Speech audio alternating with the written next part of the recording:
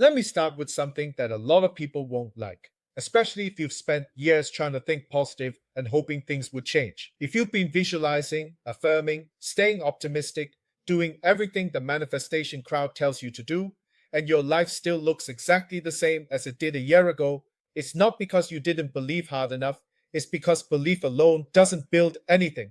Because most people are not failing at manifestation, they are misunderstanding it, and misunderstanding it is what keeps them stuck.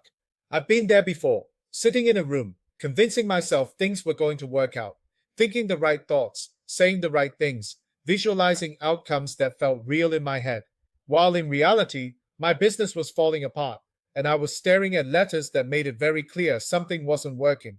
And at some point, you realize something uncomfortable. Exhales, you don't have a manifestation problem, you have an execution problem dressed up as hope.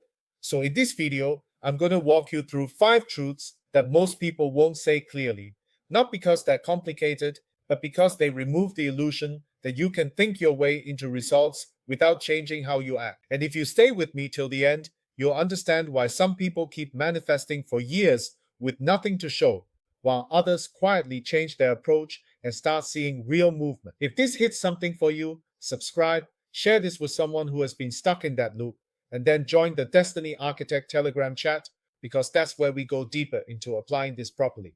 Now let's break this down. The first truth is this: thinking is only one part of the equation, and on its own, it is the weakest part.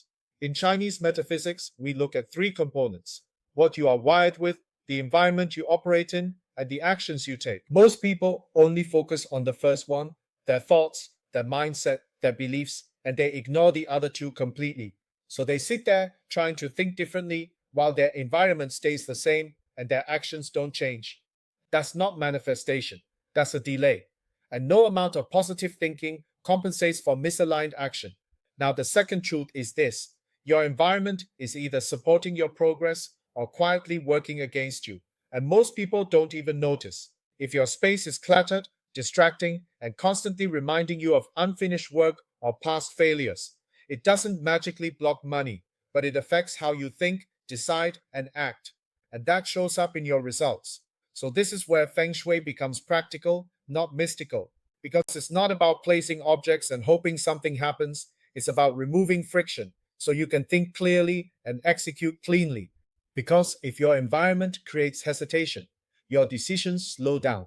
And when your decisions slow down, everything else follows. Now, the third truth, and this is the one most people try to avoid, is that nothing moves without execution. You can visualize all day, you can plan all day, you can prepare all day, but if your actions don't change, your results won't either. There is no version of reality where consistent inaction produces consistent results, and this is where most people get stuck, because they confuse emotional progress with actual progress. Feeling motivated is not the same as moving forward. Thinking clearly is not the same as acting decisively. You still have to do the work. Now, the fourth truth is something people don't like, because it removes the fantasy. You cannot hold more than you are currently able to handle. If your habits, your thinking, and your behavior are not structured to support a higher level of income or responsibility, then even if an opportunity shows up, you either won't recognize it or you won't sustain it.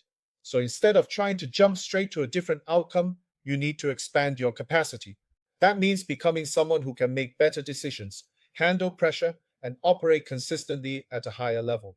Because outcomes don't change first, capacity does.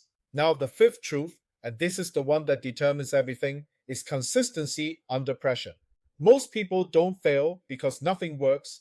They fail because they stop when things don't work immediately. They try something, don't see results fast enough, and then they switch, restart, or give up entirely. And what that creates is a pattern of almost getting there and then starting over. But the reality is, progress is not always visible at the beginning. Sometimes you are building momentum that hasn't shown up yet. And if you stop during that phase, you reset everything.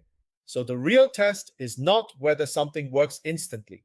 It's whether you keep executing when there is no immediate reward, because that's where most people drop off. So when you put all of this together, manifestation is not about thinking your way into results. It's about aligning how you think, where you operate, and what you do consistently over time. So here's what I want you to do after this.